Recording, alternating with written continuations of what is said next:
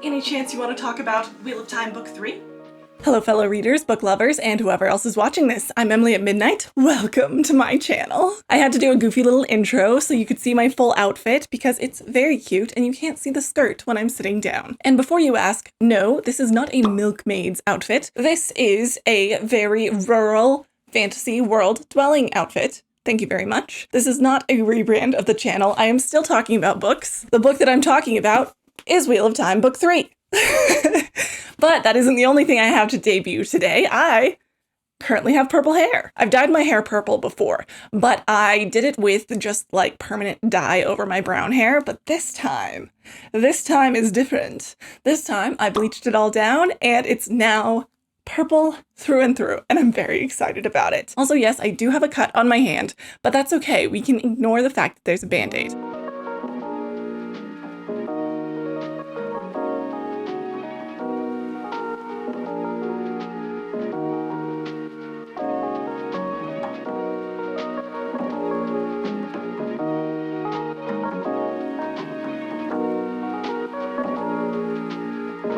It's finally time to get back to Wheel of Time. It's been a minute since I reviewed Wheel of Time Book 2, The Great Hunt, but I finally finished Wheel of Time Book 3, The Dragon Reborn, and I'm so excited to talk to you about it today because I loved it. I won't have a spoiler section for this video. The whole video is going to include spoilers because at this point we're 3 books into a series. I have to spoil books 1 and 2 to even talk about this book, and I'm pretty sure that all of my viewers of this video fall into one of 3 camps. You're either 1, someone who has read the series already and therefore can't be spoiled. 2, someone who's planning to read the series but doesn't really care about spoilers. Or 3, someone who isn't planning to read the series and therefore doesn't care about spoilers for that reason. And so I'm going to move forward on the assumption that everyone here is okay with me giving spoilers. If you don't fall into any of these camps, I don't know, bookmark the video and come back to it after you've read book 3, whatever works for you. If you haven't already watched my reviews of book 1 and 2 in the Wheel of Time series, The Eye of the World and The Great Hunt, definitely go over and click on those videos first, watch them through, and then come back here. But I will be giving a recap in case you saw them a couple of months ago. So in book 1, we meet the Aes Sedai, Moiraine, and her warder, Lan. I'm just realizing I meant to put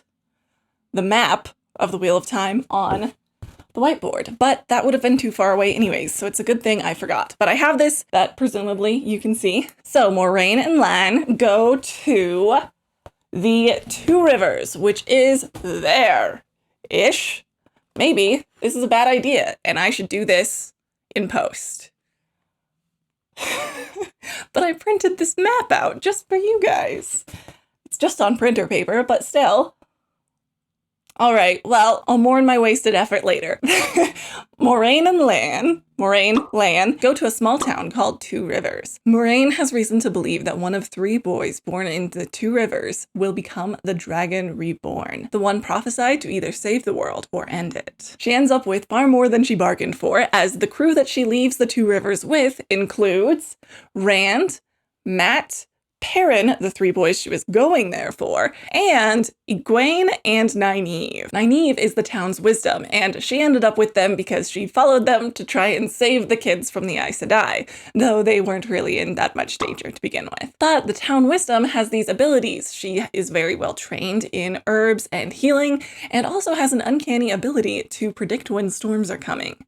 As it turns out, she, Nynaeve, and also Egwene have the ability to use the One Power and decide to be trained as Aes Sedai. The whole group end up on this long journey throughout the book that lands them in a land of myth referred to as the Eye of the World. Rand uses the power of the Eye of the World to fight off a couple of the Forsaken, super overpowered servants of the Dark One, and the Dark One himself. Everyone comes out alive, though somewhat injured, and they discover that one of the 7 seals of the Dark One's prison has been broken. Along with the broken seal, they find the Horn of Valier, an item that has to be there at the last battle, according to prophecy. It also calls the warriors of the dead to the aid of the person who blows it. That's book 1. In book 2, we have Nynaeve, Egwene, and a new character, Elayne, who is the daughter heir of Andor, meaning that she's the princess who's going to become the queen, but she's also now friends with the crew. All 3 of them, as well as this girl named Min, all head to the White Tower to be trained as Aes Sedai. Well, Min isn't exactly being trained to be Aes Sedai because she can't channel the One Power, but she is being studied because she has some kind of gift of prophecy. I want to pause really fast and talk about using the one power. It seems to me that there are multiple ways to access magic or do magical things in this series that don't involve the one power, which is a little bit confusing and unexpected to me. Let me know if I'm reading this wrong, but we have Perrin, who's a wolf brother, can speak to wolves mind to mind. And in this book specifically, we have it verified that that doesn't involve channeling. And we also have Min, who can see these visions around people of things about their past or their future, things that are going to happen to them, just little snippets. And in the last book, it was clear that since when they got taken captive by the Shanchan and the collar didn't work on her, then she wasn't channeling the one power, and she doesn't end up going back to the White Tower to be trained or studied after that. But then on the other hand, we have women who use the one power but don't know that that's what they're doing, and other people don't think that's what they're doing, like wisdoms, like Nynaeve. When they're listening to the wind and predicting things that are coming, like different weather patterns, it's using the one power, especially if they are healing someone somewhat supernaturally. And so it's kind of confusing to me because sometimes doing more than what a mere mortal can do is using the one power, and other times it's just vaguely magic. I don't know, it's interesting to me, and I haven't quite wrapped my head around how all of that works. But on the subject of Min and the Shanchan, ooh, I hated that part of the last book, but that was a big part of the story is Min and Egwene and Nynaeve and Elayne all get betrayed by an Aes Sedai in the White Tower, who turns out to be of the Black Ajah, which everyone says is just a fake Ajah. It's a boogeyman that doesn't really exist, but clearly it does. And in this betrayal, they're sold to the Shanchan, who enslave women who can use the power. And I really hated that, but like in a good way. Like it was written so well, I hated it, you know, not in like a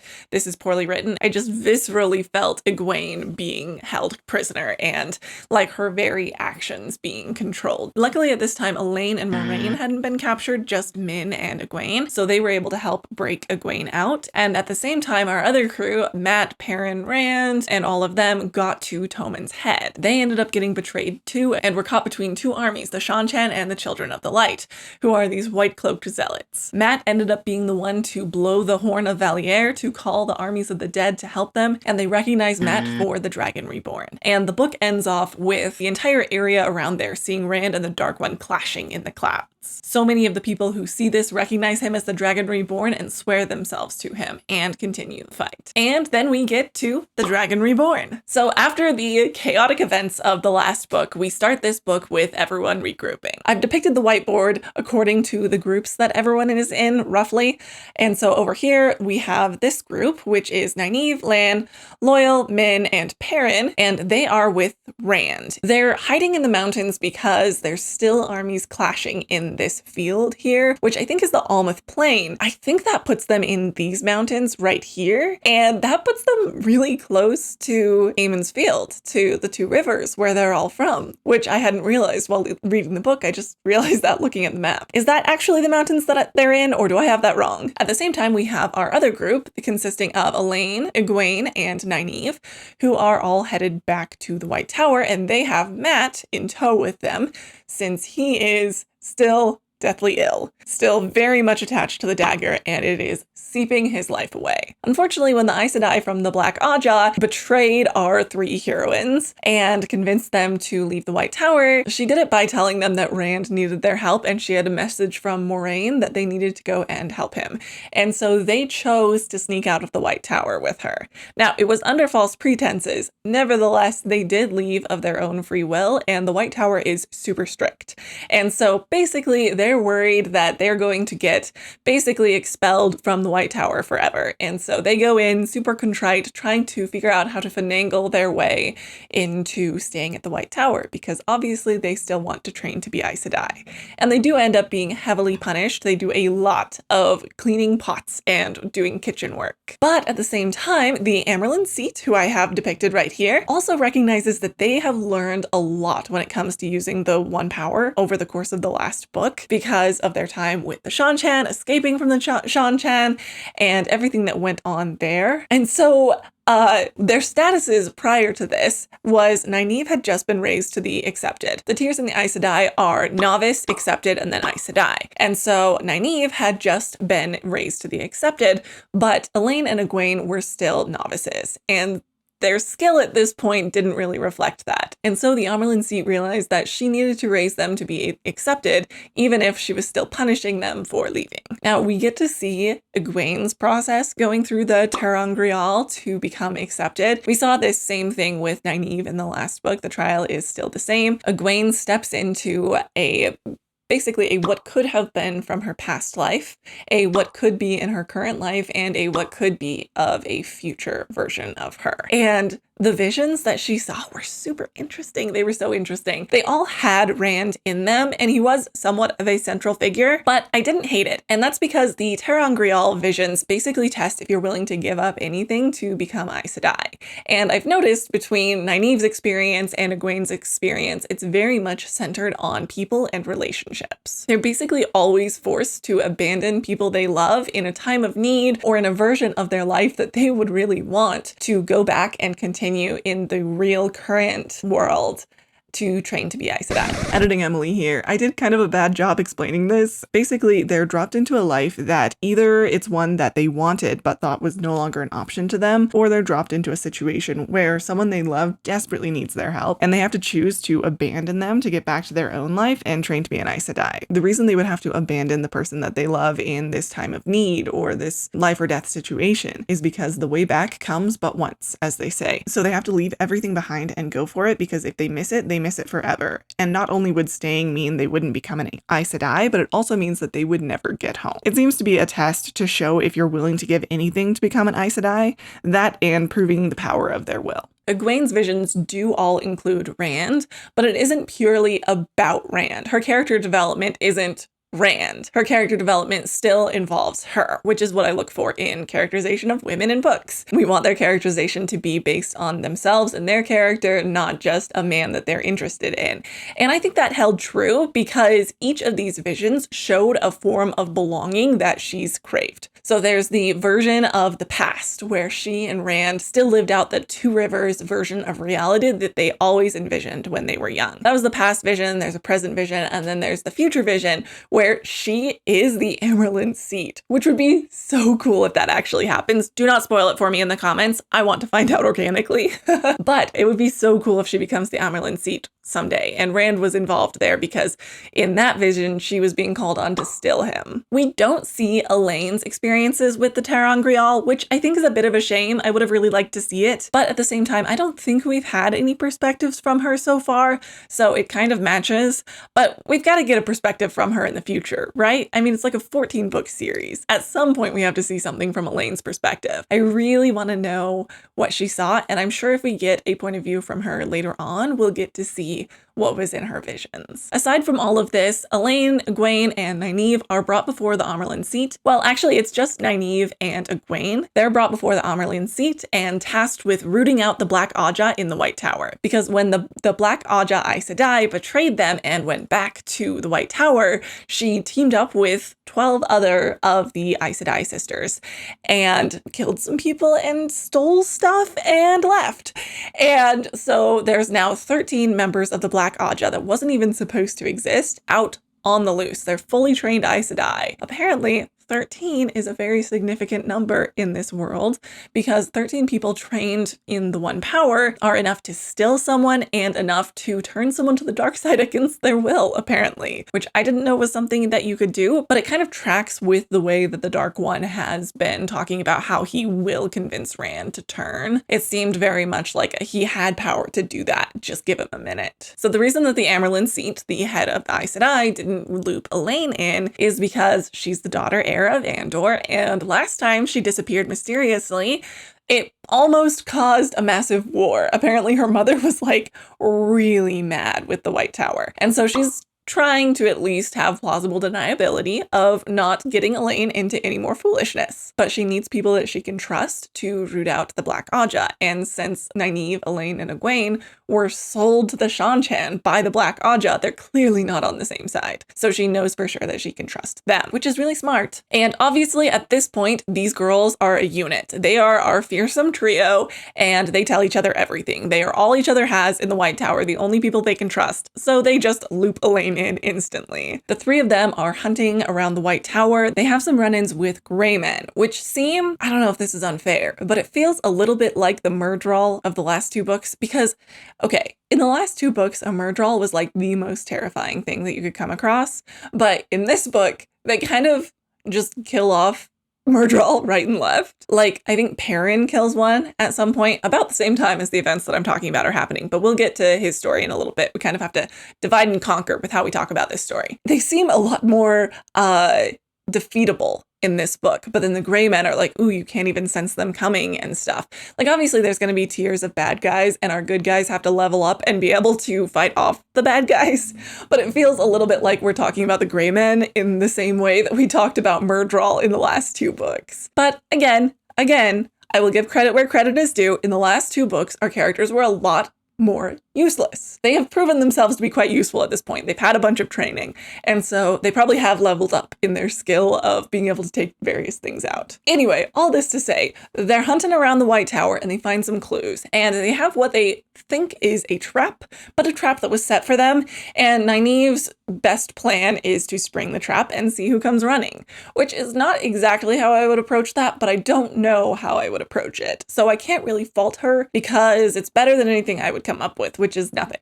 At this same time, we have Matt, who is inside the White Tower. He's been healed. He is disconnected from the dagger, which is great because I wasn't sure that was going to happen. I'm still not fully sure that that's going to happen, but only because of a spoiler that is in a book title. Later on in this series, there's a book called The Path of the Dagger, I think, and it has Matt on the front, and I'm pretty sure he's holding a dagger. I don't remember exactly, so I'm like, I don't know, something about Matt and this dagger are probably still connected, but hopefully it doesn't drain his life like it has in past books. But anyways, he's been healed and he is itching to get out of the White Tower, but for some reason they won't let him leave. And I think it's because the Amyrlin seat knows that he blew the horn of Valier and wants to keep him with the horn because the horn is now in the White Tower, but they don't explicitly say that. But at any rate, he isn't really allowed to leave. However, a very fortunate set of circumstances arises where, based on this trap that Nynaeve, Elayne, and Egwene have discovered, they want to go sneak out and spring it and see what happens, but for some reason they feel the need that they need to keep this from the Amyrlin seat, and I don't remember specifically why. Oh, it's because the clue that they found was in the bag of stuffs left behind by the 13 Aes Sedai who left the White Tower, and their stuff was supposedly gone through, and since they all had something that was labeled with the place where they think the trap is, they're like, okay, clearly the White Tower knows about this and aren't doing anything about it, so I'm not sure if we can trust the Amyrlin seat. So we're gonna go do this on our own before she can stop us. That's what happened. So they're trying to go without alerting the Amyrlin seat, but they still need to tell Elayne's mother that they're going so that she doesn't wage a full-on war with the White Tower when Elayne goes missing once again. And so Elayne wants to send a letter to her mother saying, I'm out of the White Tower on official business. It's not a problem. Don't worry about me, kind of a thing. And they don't want to send it with the official messengers because then word will get back to the Amyrlin seat and they're trying to go without her knowledge. So they decide to send Matt because he's someone who would not tell the Amyrlin seat because he's still terrified of Aes Sedai. There's this whole back and forth with him not wanting to do it simply because he's being told, but then when they goad him into it, he accepts it. It's really fun to get these glimpses into Matt's personality because we got so little of him in the last book, and honestly not that much of him in the first book either. And so seeing these little snippets of personality from him and him becoming more of a full character in the series is very exciting to me. He agrees to do this and he heads out, and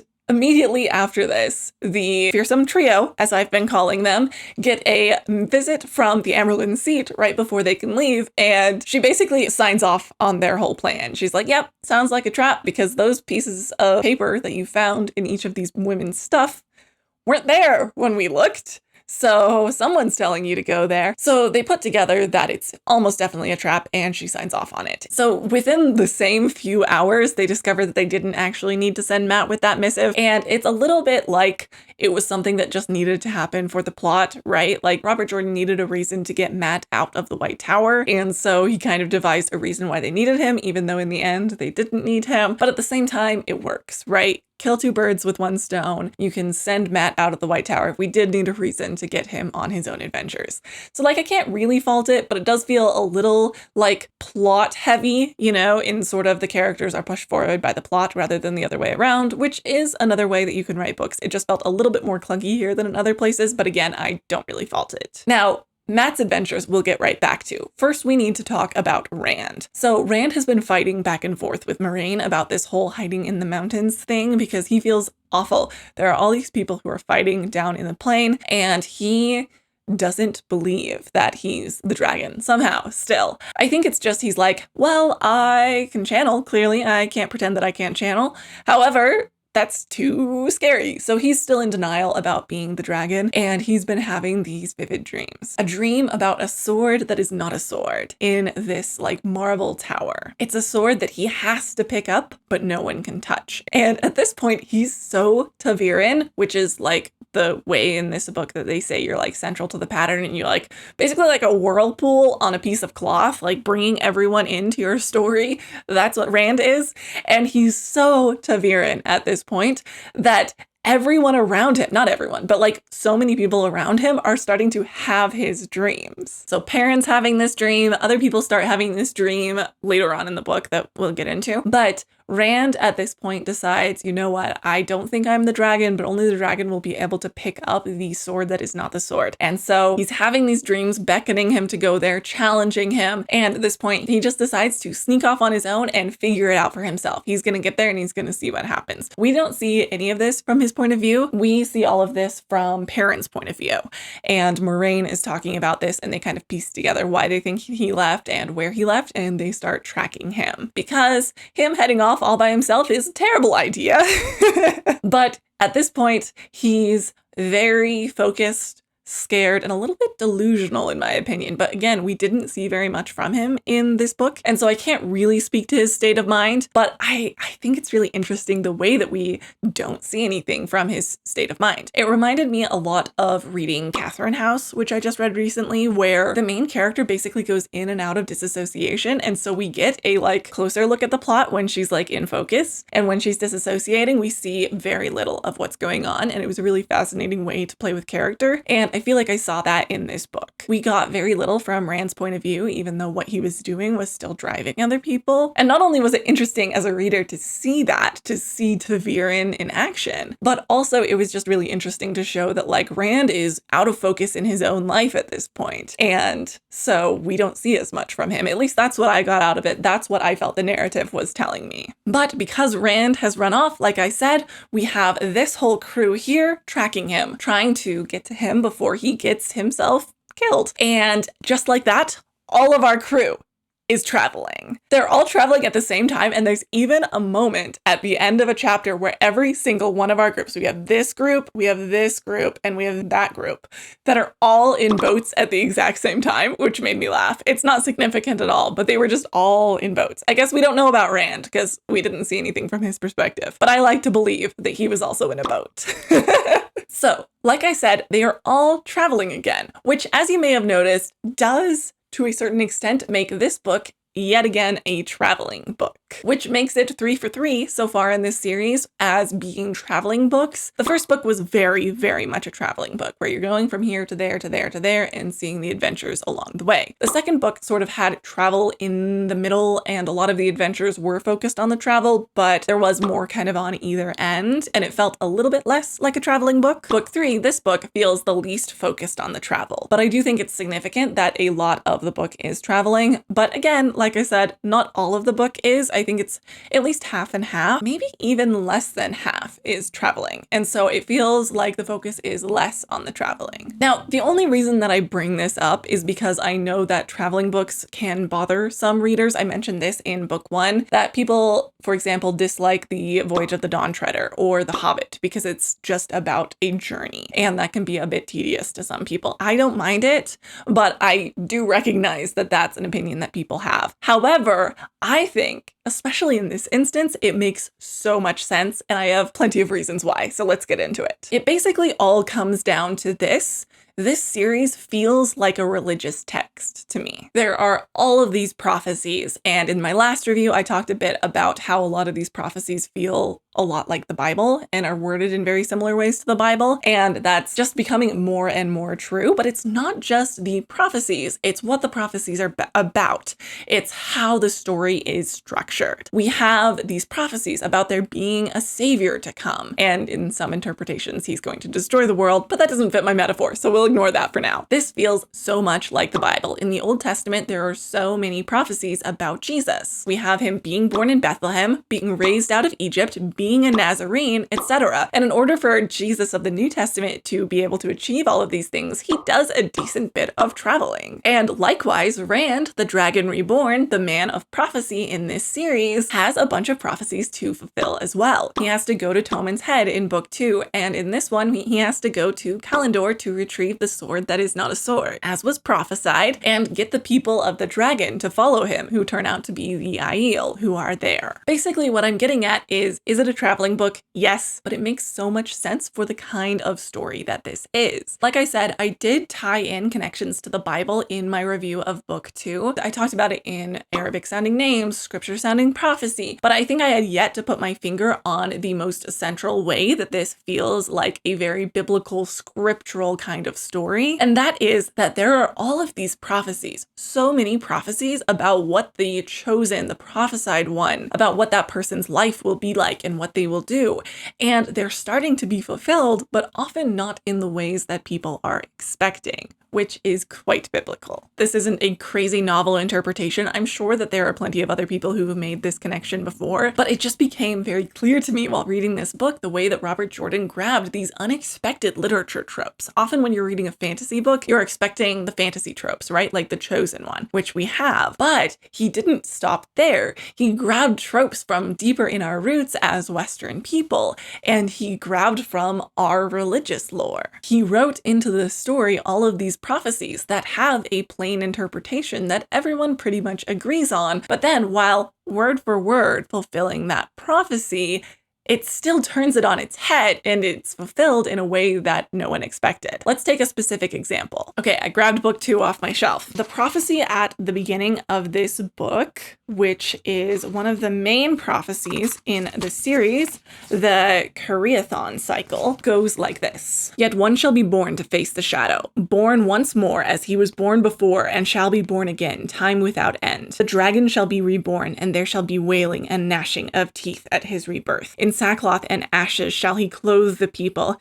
and he shall break the world again by his coming, tearing apart all ties that bind. Like the unfettered dawn he shall bind us and burn us, yet shall the dragon reborn confront the shadow at the last battle, and his blood shall give us the light. Let tears flow, O ye people of the world, weep for your salvation. I had to read to the end because I love that line. Now, obviously this hasn't happened yet, and I'm assuming that he will save the world, not break it. Who knows? Maybe he'll break the world and that will be how he saves things.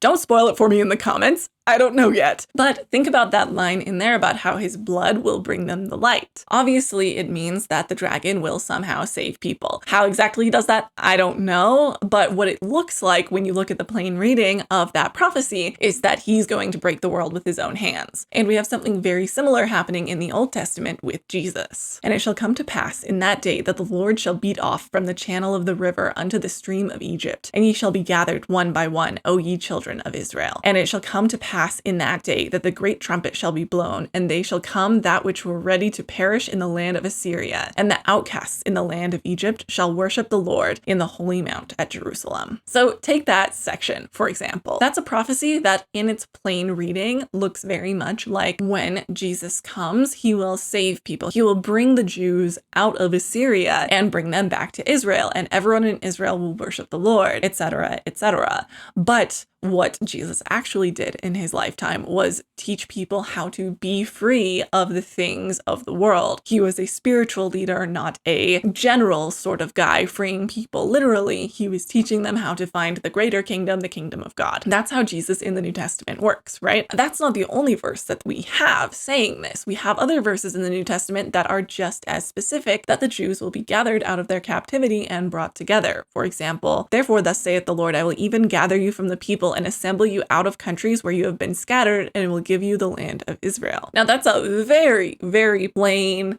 text, right? That's saying he will gather them together. But when Jesus came, he said that he was gathering them in their hearts, that he was bringing them to the kingdom of God spiritually. So he fulfilled the prophecy that he was meant to fulfill, even if it wasn't fulfilled in the way that people interpreted. Anyway, you get the idea. The Wheel of Time feels like an analog for the New Testament in a way that I very much didn't expect and am loving seeing. And it just feels like yet another way that Robert Jordan has engineered this series from like a very deep level, deep in the book, to be like this nostalgic book that really connects with what we are familiar with from our lives. It feels like it's been with us for a while, you know? Is this whole section just me trying to find reasons for why this book feels like crack to my nostalgia-loving brain?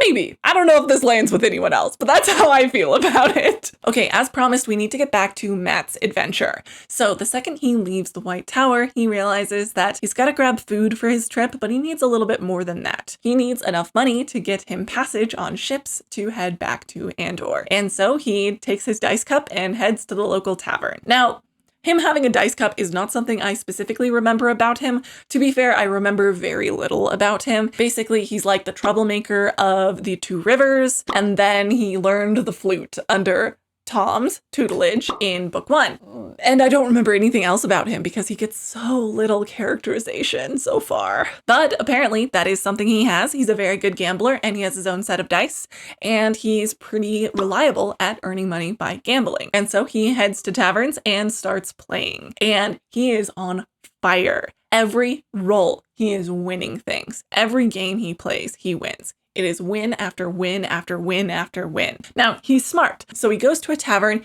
he wins some money. He doesn't win enough that people will want to shank him in a back alley to get their money back because he must be cheating. No, he moves on. He goes from one tavern, he goes to another, he goes to another. He is winning, he is winning, he is winning. He is absolutely killing it. Eventually, he does get followed in the streets. Now, Matt believes that it's someone who wants to get their money back from him, but I'm pretty sure I was being led to believe that it is something else entirely that might get explained in a later book. I don't know. There was not very much explanation. Now, as he's running from these people in the streets, he gets insanely lucky again. The first time, he hides in this little nook in the alley, and there's people on both sides of the alley. They're walking towards each other. At some point, they're going to see him. But just before this guy like crosses right in front of him, they call to each other like, oh, you haven't seen him either, and they head the opposite way. What a stroke of luck. That is insane. That couldn't have been any better. He decides since there are all these people in the streets looking for him, he needs to get to the rooftops. So he just starts climbing, and somehow each time he reaches out, his feet find footholds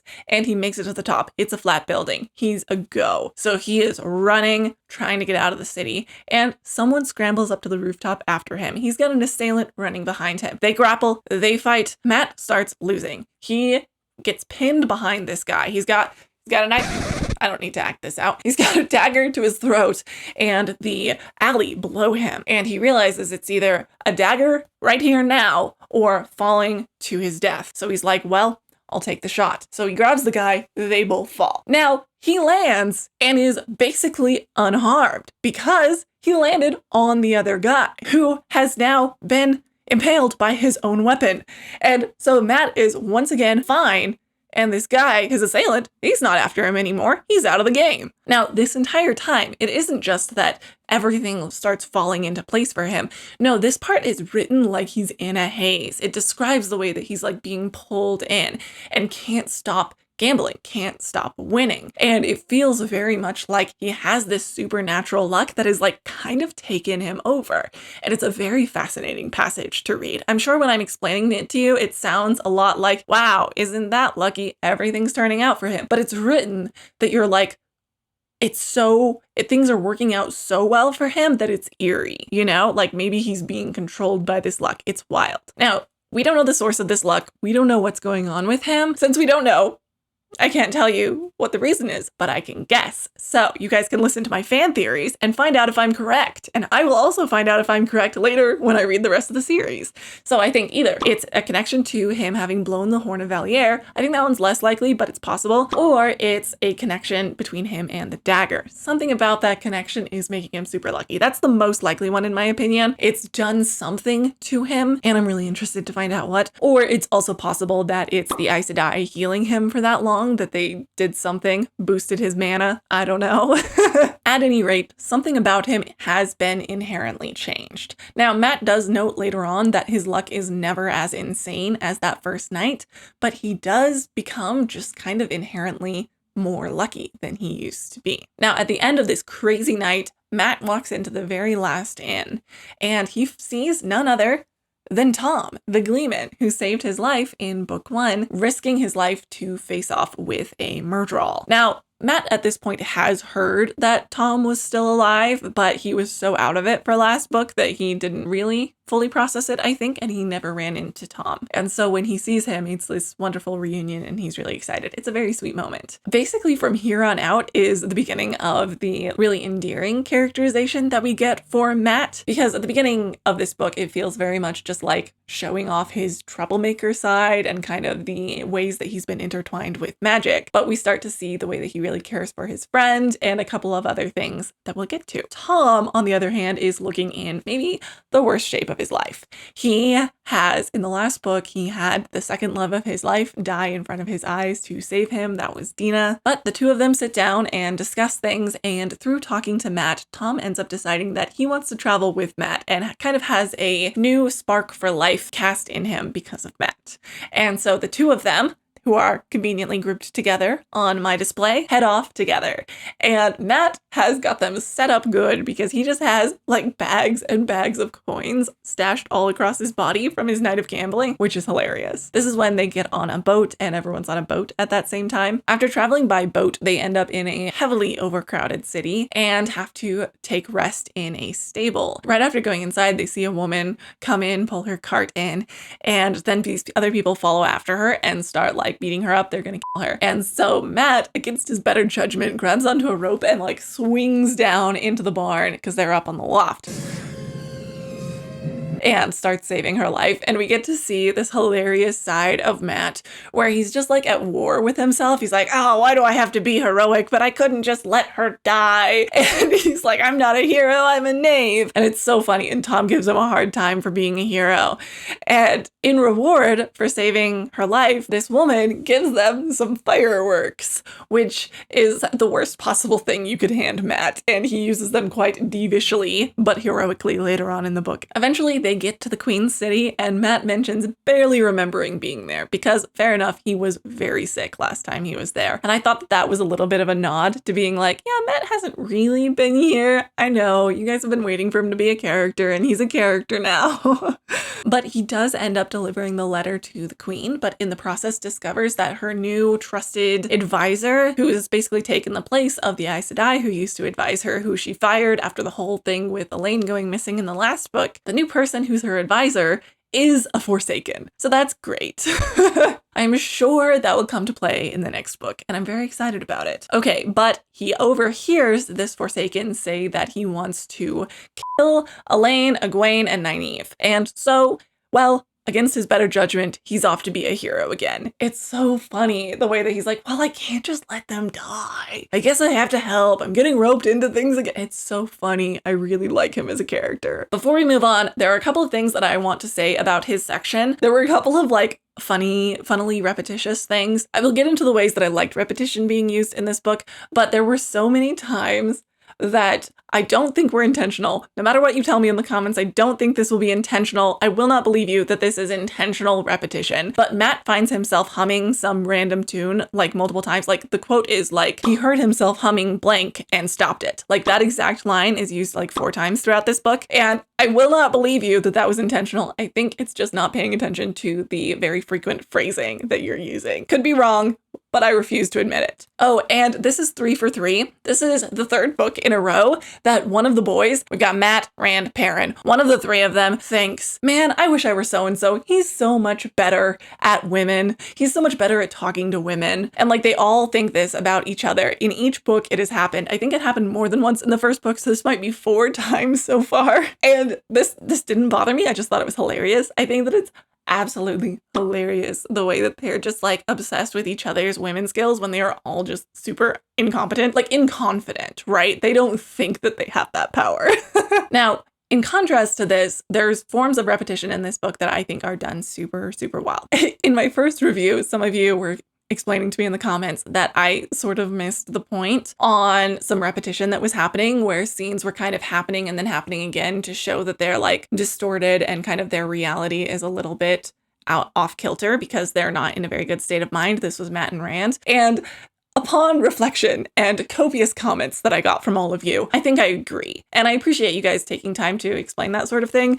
Those are comments that I really enjoy getting. So please continue to have these sorts of discussions with me as long as you don't spoil anything. There was a comment on my book 2 video that spoiled something in book 3 for me, but it was made like last week and I already finished book 3. So thank goodness it didn't spoil something. But please don't spoil me, guys. But anyway, to get back to it, the kinds of repetition that I saw and liked in this book is the way that we actually see the dream that Rand is having in this book through Perrin's eyes, since he's having Rand's dreams by being near him. And the way that this was done, we see the dream in full the first time, and then we start to see glimpses of it, and then we just have it referenced. And then we start towards the end hearing people just say like the dream with the sword. Because in book 1, we had this dream that we saw over and over again in the same way and felt the emotions with the characters in the same way every time, and then started to feel them getting spooked by it being the same every time.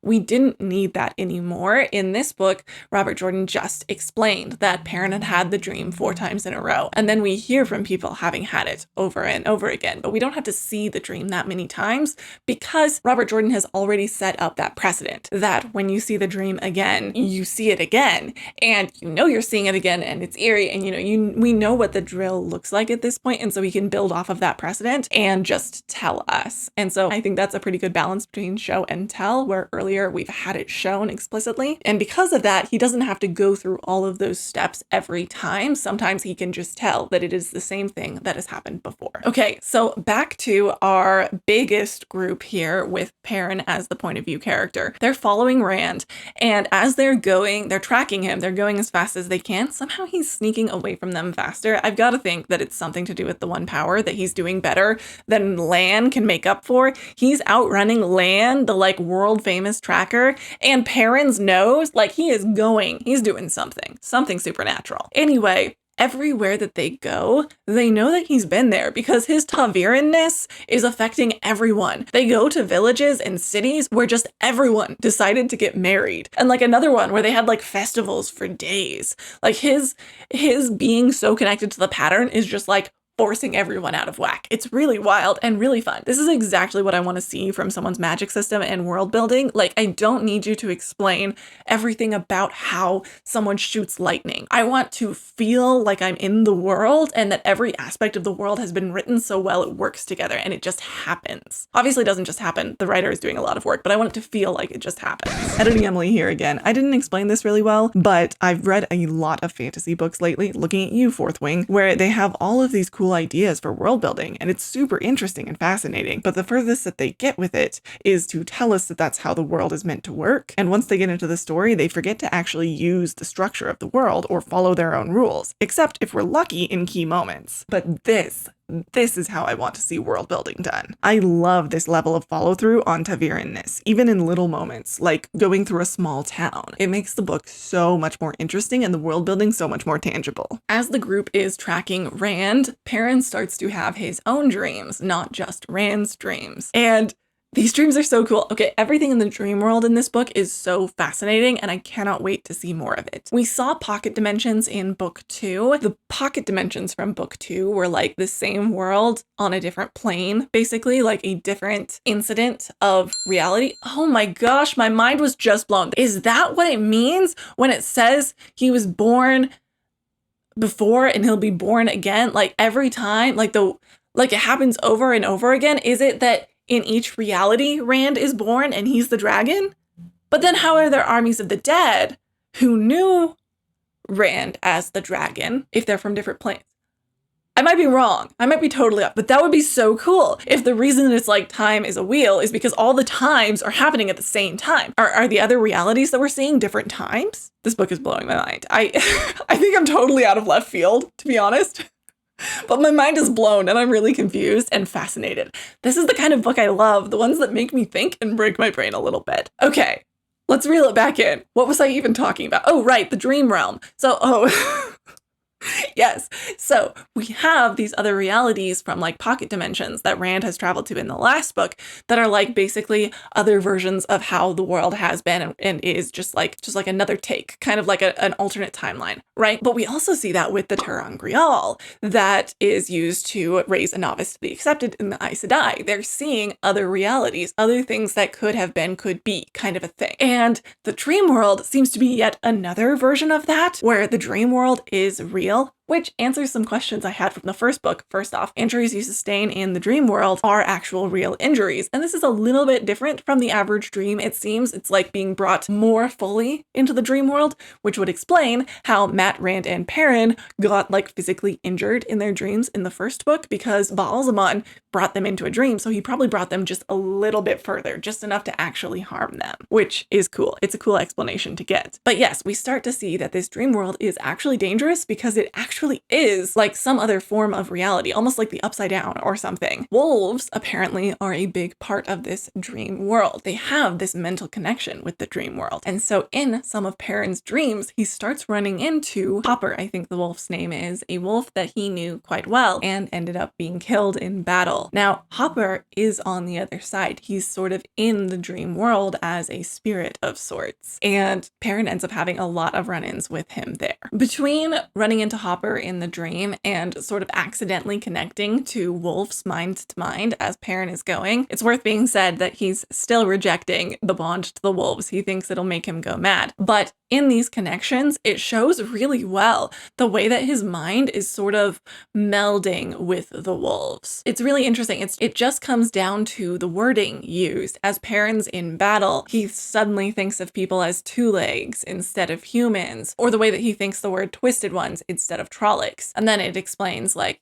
feeling wind in his fur instead of his hair. And I really like just these little subtle nods where it shows us that Perrin isn't even really fully aware of the way that his brain is working a lot like a wolf's. I really like the way that he kind of like phases in and out of thinking about it like that. I thought it was done really well. I forgot to mention that Min isn't with them during this section. I don't remember exactly where she is. I think she's stuck around Toman's Head area, but the things that Min has seen around Perrin are sort of haunting him. He didn't want to know to begin with, and now he has all of these little snippets that she's told him about, like a falcon on his shoulder and beware the most beautiful woman you've ever seen. And in the course of their travels, they run across a huntress. She's one of the hunters looking for the Horn of Valier, but she can tell something's going on with this crew. And so she wants to know what's going on. She starts following them. And basically at one point, she starts to overhear too much. She's following them really closely and like chatting with them and stuff. And Moiraine's like, if you stick around us too long, you're not going to be able to get out. You're going to be a part of this. You can get away now, but you're going to get sucked in if you stick around too long. And eventually it comes down to like a piece of information that they're like, well, you heard that, you're in now. And she kind of already had decided that she wanted to be in with them. Well, this woman is Zareen, also known as Faile. That's the name she's given herself as a hunter. In the old tongue means falcon. And she sure is sticking around Perrin a whole lot. Now, something I love about this is he like gets the chills when she decides to call herself Falcon. He's like, oh no, is she the Falcon? What is going on? What was Min's prophecy? It's really bothering him, all of this. But also, he remembers that beware the most beautiful woman you've ever seen. And he's like, is it her? Do I need to beware of her? Which I think is adorable. I'm shipping them. I think that they're definitely going to end up together. But the point is that he thinks that she's the most beautiful woman he's ever seen. And I love that. We don't get a ton from her, but we do get, I really, really like. Faile is like this very headstrong and very competent woman. Like she knows things and she can do things, you know, and she's like not going to be pushed around by anyone, doesn't cow to Aes Sedai's authority, which seems to be a trend for our crew. And so I'm very happy that she's in with the group. But during their journeys, there's a trap laid for Nynaeve that Faile accidentally walks into by pushing into a room too early, and it leaves her prone on the ground, stuck in the dream world. We'll get back to Perrin and Faile very shortly, but first we have to get back to our fearsome trio. In their travels, our fearsome trio run into some Aiel people, which are like people, they're basically considered like barbarians out in the desert, and they're like super fearsome warriors and very trained in stealth and all of that jazz. The reason that they first run into the Aiel is because the Aiel have identified them as Aes Sedai and need their help to heal one of their members. This is a group of women Aiel, and Nynaeve is able to heal one of their members, and then they head off on their way and immediately get captured. Not by the Aiel, by this different group. They get knocked out so that they aren't able to fight back, which I thought was interesting.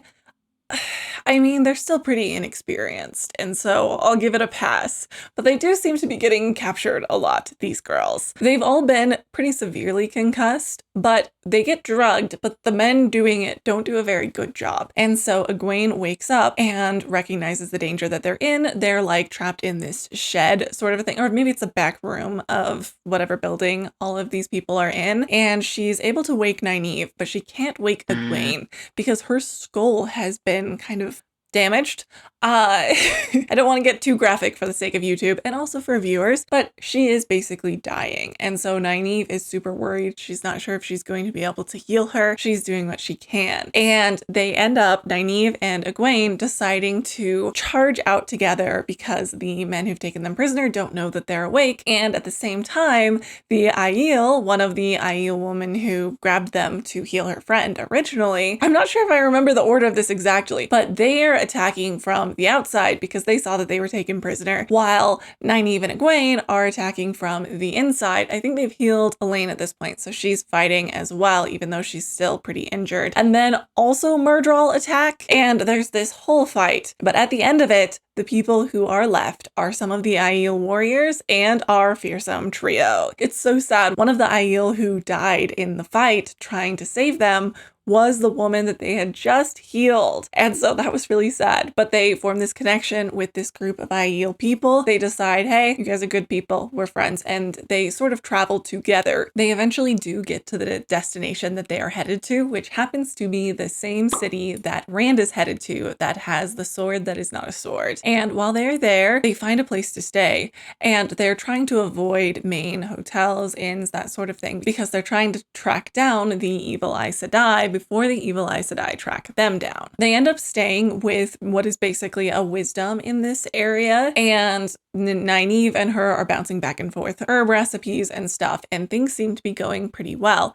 Nynaeve goes off to go and get something, and she comes back and discovers that, well, they've been discovered, and they get captured by the Black Aja, which, like I said, they do get captured quite a lot. So unfortunately, they did spring the trap, but they sprang the trap with themselves inside of it, and they are meant to be held as bait to bring Rand into the Black Aja and the Dark One's grasp. So in the meantime, they are held in a dungeon. It's important to note that the way that the Black Aja members captured them was by suppressing their magic somehow. I guess there's some sort of a magical thing, spell, one might say, that you can do to cut someone off from the one power. And they're doing that temporarily. They're not like stilling them. They're just like in a bubble of not being able to use power. So they're in a dungeon and they can't get out. There's someone standing guard, but they didn't search their persons. And Egwene happens to have something that I haven't mentioned so far. See, Egwene is what one might call a dreamer, or at least they think she's going to be, and she's been tested for it in the White Tower. There hasn't been a dreamer in a long time, so they're not entirely sure if she is one and how to train her, but they do have a Angreal. Angreal? I don't know. They have a little item of magic that's a ring that will let her access the dream realm more easily. So they can't use magic, but while they're in the cell, she does have something that will connect her to the dream realm. And so Nynaeve and Elayne help Egwene fall asleep, and she, because she's touching the magical ring, ends up in the dream world. And in the dream world, they don't have that bubble over her, so she's able to use magic. She gets a little bit lost in the dream. We've seen her in this dream before. It's been pretty interesting, honestly. As I discussed with the whole like layers of worlds on worlds, it is like a real world to a certain extent. And also at one point she ran into Perrin and recognized him. Like, I forgot that she knew he was a wolf brother. She runs into him and Hopper's like growling at her and she's like, Perrin, tell him I'm a friend. Anyways, that's all a side note, but I liked that moment. While she's in the dream realm, she is trying to find where they are, and what she ends up doing is she sees that their prison guard is like drifting off in and out in sleep. So she's basically like flipping in and out of the dream realm. She uses magic on her while she's in the dream realm. She like binds her with that same spell because she saw it used on herself. It's not really a spell, but it's like a weaving. That's what they call it, weaving. She saw the weaving that was done on her, and so she learned it.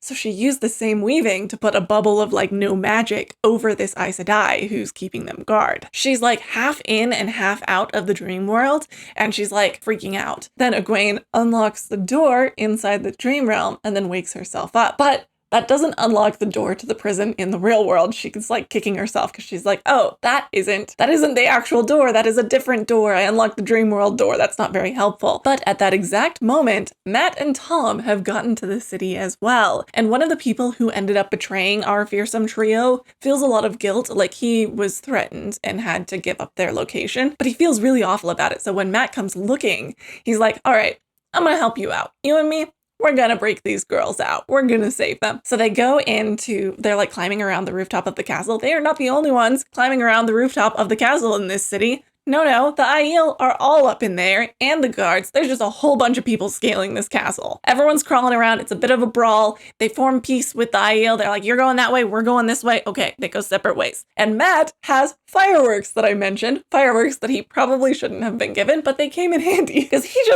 he's rigged them all because he's a guy who likes to take things apart and figure out how they work. So he's taken them all apart and rigged them all into one powder keg. He's got it, and he chucks it in the window and then goes in after it. So he causes mass confusion. It was going to just be a distraction, but he was like, actually, maybe I just go in right now. So he goes in right now, and they fight past some people in the hallways, and then they get to the dungeon, which, you know, he knew that they would be in the dungeon because he knew they were captured. So he shows up right as Egwene has put this girl to sleep and woken up and is like, oh shoot, I can't unlock the door. And Mat's like, hello. And they're like, what are you doing here? What are you doing here?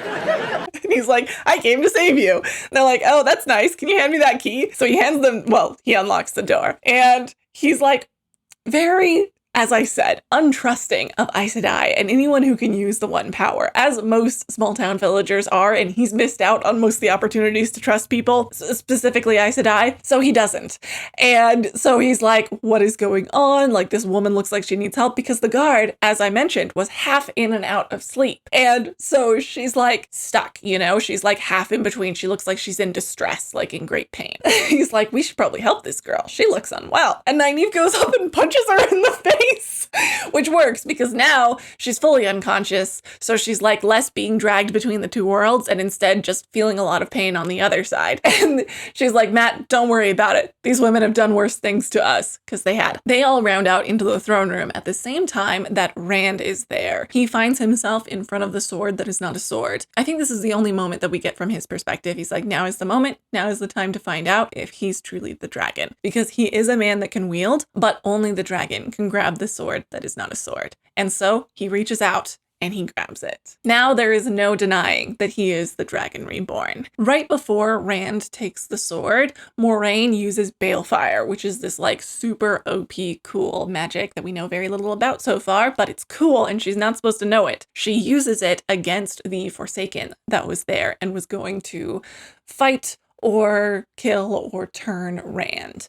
And so Rand is able to take the sword that is not a sword. And the Dark One, who was also there in that room, flees because he's terrified. Moiraine shouldn't be able to use that. Rand now has the sword. This was really surprising to me. I was like, the Dark One is running. This doesn't seem to track. And he steps through a doorway to another realm, and Rand figures out how he does it and follows him. He is chasing him down. He's like, this ends now. If I'm the dragon, I'm defeating him now. And so he chases him through realm after realm, and then he corners him and he ends him and finds himself back in the same realm that he was in before, standing in front of Moiraine. And there's a man's body in front of them. And he's like, it's over.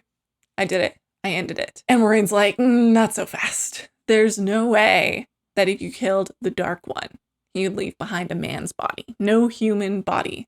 That's not what he is. That's not how that works. And so we learn of the subterfuge. See, this was confusing to me because in the first two books, especially the first book, all of their dreams of Baalzamon show a guy who looks like this. See, it's a guy with flames coming out of his eyes and a little bit out of his mouth. That was the description of him. And as you see, I use fan art for my depictions, which sometimes can lead to minor spoilers, but I like to have pictures of people on the board. I don't want to use AI, and I'd rather not use people from the show. I would rather use fan art. And so I found this, and there's this little word in the corner, a little detail of who it is.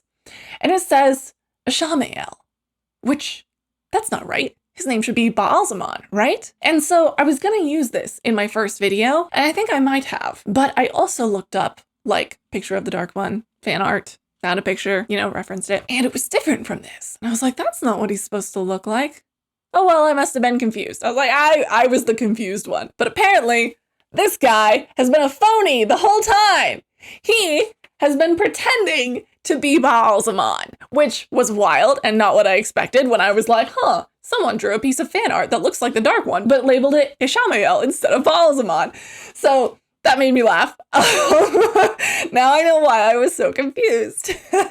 But okay, we need to talk about this final fight. So as I mentioned, this series is wheels upon wheels of repetition and layers upon layers of time, right? So for that reason, and that reason alone, I love that this is, I believe, the third book where Rand has ended the book by defeating Baalzamon. You might think that, hey, every book ending with the exact same, with a different iteration of the same fight, doesn't that sound like repetition? And shouldn't people be a little bit more varied in their story writing and the way that they show arcs and finish arcs in their books? You might think that, but you'd be wrong. And that is because of how well Robert Jordan has been doing this repeating things intentionally cycle. The way that he's very intentionally been showing that the theme of the series is wheels upon wheels of the same thing happening again, time and time again. Literally, the beginning of this book starts with this paragraph. The wheel of time turns, and ages come and pass, leaving memories that became legend, legend that became myth, and even myth is long forgotten when the age that gave it birth comes again. In one age, called the third age by some, an age yet to come, an age long past, a wind rose in the mountains of mist. The wind was not the beginning, neither are there beginnings nor endings in the turning of the wheel of time, but it was a beginning. Now, that paragraph, up until that last line, is almost verbatim the start of each of the three books so far. So as you can see, this is a very, very intentional theme. So this is not knowing how to end a book and sort of sloppily ending all of the books the same. This is very intentional. Basically what I'm saying is this is the definition of understanding a rule in order to break it. Robert Jordan understands the need to not be super repetitious in an annoying and lazy way, and he also knows how to do it right. And so he is continually showing the same themes and following a very similar pattern intentionally. And because it's intentional,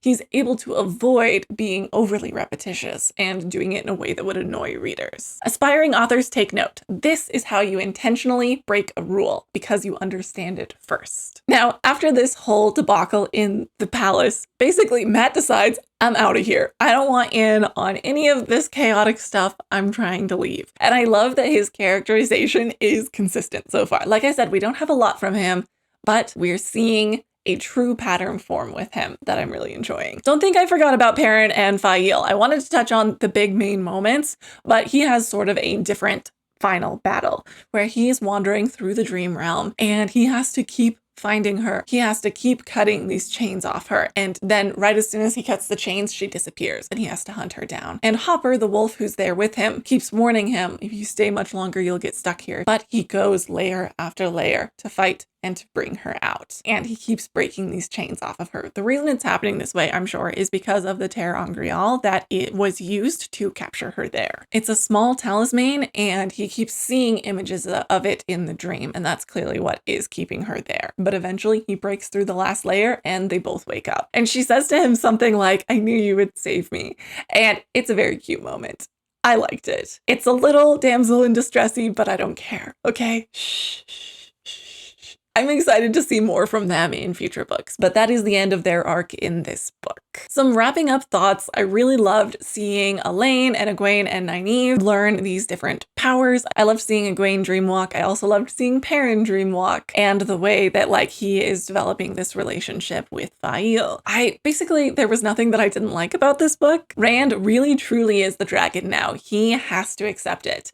And that is exactly what we set out to do in this book. The dragon is reborn and is no longer in denial about it. It is kind of funny though that there's so little of him in a book that's very clearly named for him, but as I said throughout the review, there are reasons for that I approve of. My overall thoughts come down to really enjoying this book. I loved the way that we were able to peel back more layers of how Robert Jordan has used familiar pieces of lore to people in the West to make a very nostalgic story. I love the way that he used repetition and used it exceedingly well. I also really love the magic in this book. I talked a little bit about how the ta'veren aspect of the book is very much feeling like it's grabbing people and bringing them into the wheel, the part of the tapestry that is happening right now. Rand and other ta'veren people just sort of grab people in their wake. It really feels like magic. This is happening over and over again. We know that Perrin is ta'veren and he's caught Faile in his wake. We know that Matt is ta'veren. He's got Tom back in the wake. And I would assume our fearsome trio are also ta'veren, but that might not be the case.